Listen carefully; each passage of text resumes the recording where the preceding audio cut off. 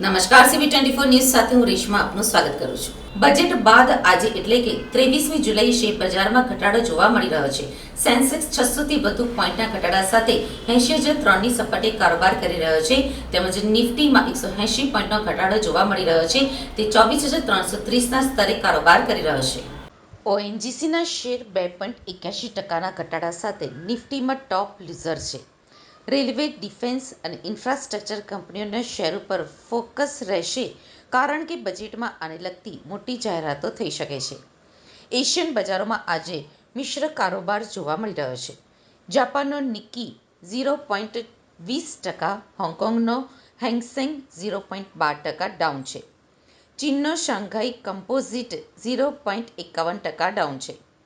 વિદેશી સંસ્થાકીય રોકાણકારોએ 22મી જુલાઈના રોજ ₹4,444.06 કરોડના શેર ખરીદ્યા છે. આ સમયગાળા દરમિયાન ડોમેસ્ટિક ઇન્સ્ટિટ્યુશનલ ઇન્વેસ્ટર્સે ₹1,652.34 કરોડના શેરનું વેચાણ કર્યું હતું. 22મી જુલાઈના રોજ યુએસ માર્કેટ ડાઉ જોન્સ 0.32%ના ઉછાળા સાથે 40,415 ઉપર બંધ થયું હતું. NASDAQ 1.58% વધીને 18,007 ઉપર બંધ થયો. S&P 500 1.8% ઉપર હતો. ચાર્ટર્ડ એકાઉન્ટન્ટ કાર્તિક ગુપ્તાનું કહેવું છે કે કેપિટલ ગેઇન ઉપર ટેક્સમાં વધારાના કારણે હાલમાં માર્કેટમાં નેગેટિવ સેન્ટિમેન્ટ જોવા મળી રહ્યું છે. જોકે લાંબા ગાળે આ સેન્ટિમેન્ટ સકારાત્મક બનશે કારણ કે નાના રોકાણકારો ઉપર તેની બહુ જ અસર નહીં થાય. તેમજ 2.5% ટેક્સ વધારો મોટા રોકાણકારો માટે કોઈ ખાસ અસર કરશે નહીં.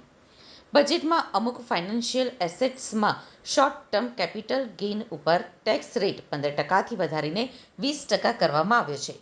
તેમજ લોંગ ટર્મ કેપિટલ ગેઇન ઉપર ટેક્સ રેટ 10%થી વધારીને 12.5% કરવાની જાહેરાત કરવામાં આવી છે. આ કારણે જ શેરબજારમાં ઘટાડો જોવા મળી રહ્યો છે.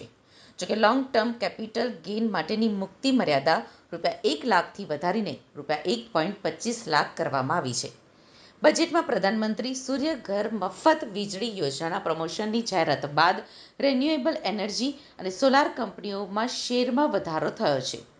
હાલમાં બોરોસિલ રિન્યુએબલ્સનો share 6.99%, Adani green energy 2.96%, Suzlon energy 4.74% અને ઓરિએન્ટ ગ્રીન પાવર કંપની 4.11% ઉપર છે.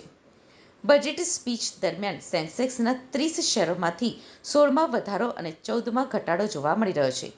આઈટીસીના શેરમાં સૌથી વધુ 2.20%નો વધારો થયો છે, જ્યારે બજાજ ફાઇનાન્સમાં 1.19%નો ઘટાડો જોવા મળી રહ્યો છે. બજેટ સ્પીચ દરમિયાન એફએમસીજી સેક્ટરમાં સૌથી વધુ 1.39%નો વધારો જોવા મળ્યો હતો. આ સાથે જ નિફ્ટી રિયલ્ટીમાં 0.45%, નિફ્ટી ઓટોમાં 0.63% અને આઈટી સેક્ટરમાં 0.10%નો વધારો જોવા મળી રહ્યો હતો. જ્યારે બેન્કિંગ, મેટલ અને કન્ઝ્યુમર ડ્યુરેબલ્સમાં ઘટાડો જોવા મળી રહ્યો છે.